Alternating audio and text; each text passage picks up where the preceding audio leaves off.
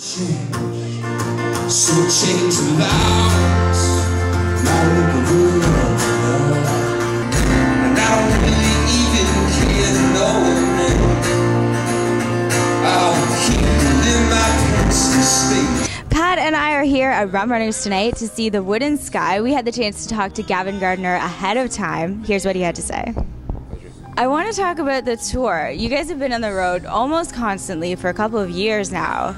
Yeah. And for a lot of bands, it kind of causes them to implode. But you guys seem to have remained pretty grounded. What do you do to keep sane? Try to sleep a lot, drink too much, laugh a lot. That's the Wooden Sky motto.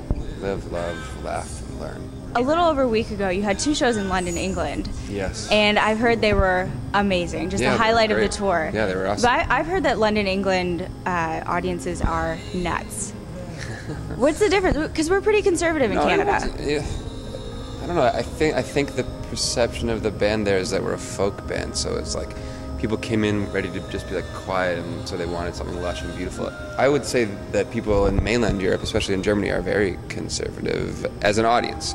And I think maybe conservative is the wrong term. It's maybe respectful is what they are being, and not that people here aren't respectful. I mean, last time Peterborough, people were crazy. Right. But Peterborough is a crazy town. Well, I mean, as a band, we played a lot of places that we've never played, and to an audience is definitely bigger than we've ever played over there, which is great. And as a, like sort of a tourist, we took some time to go to Verdun and see the battlefields of Verdun, which I think it had a pretty big impact on everybody to kind of just put all the things that you've learned in history classes into like real tangible terms, and to see that the ground is still pockmarked from shells. You know, it looks like there's moguls there. It's kind of crazy.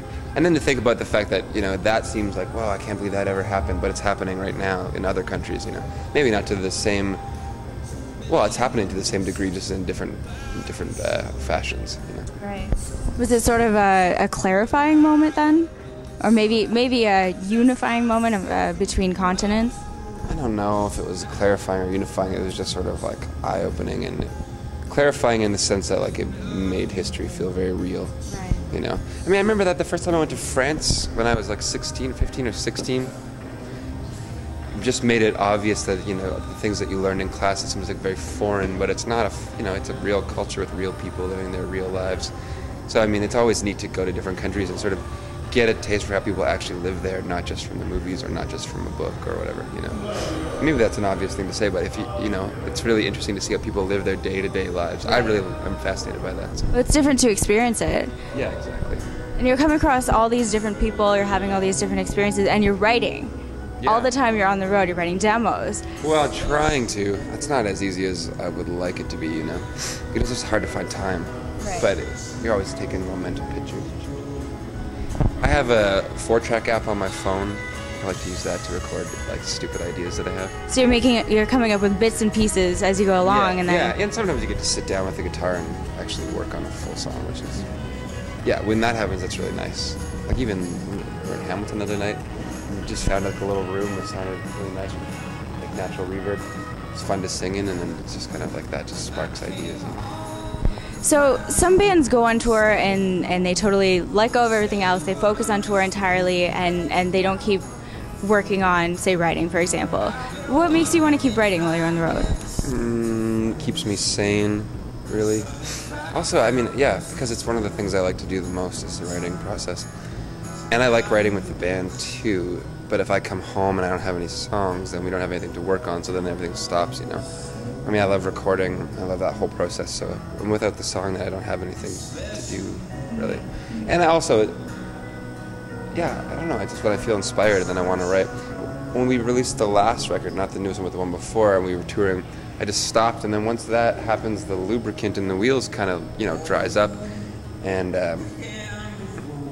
it makes it hard to get started again, you know. It's like the whole idea of inertia, objects in motion tend to stay in motion, so... Right. If I'm writing constantly, even if they're shit, at least I'm writing, you know. We've got 41 days left in this tour, only 12 days off. I counted. So by the time you're done this tour, you're almost going to be ready to take another album out on the road. Yeah, we'll have to record it first. Right. I think our plan is to record in like January, February maybe.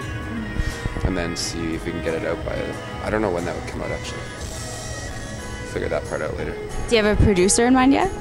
No, we're still trying to figure that out. We have a couple people that we've been talking about and talking to, so. And the other thing is we're also would be kind of interested in producing it ourselves too. We do a lot of our own production work anyway, and so it's tempting. It's nice to work with other people though too. It's sort of a back and forth thing in my mind. Sometimes I want to do it myself, sometimes I really want to work with somebody. I never worked with someone that took like real hands-on, like was in there and getting dirty, you know. Working with Howard on our last few records, I love working with Howard, and he let me take as much control as I wanted to, you know. And he was just there when we needed him, which was great. And I think we would maybe like to try and experience other things and see where that can take you. And if it's the worst, then we just fire them and move on, you know. Well, thank you, Gavin, so much for being here. It was lovely meeting you. Awesome. Nice meeting you too. Hello, I'm Gavin from the Wooden Sky, and you're watching London Calling. Even kid, no one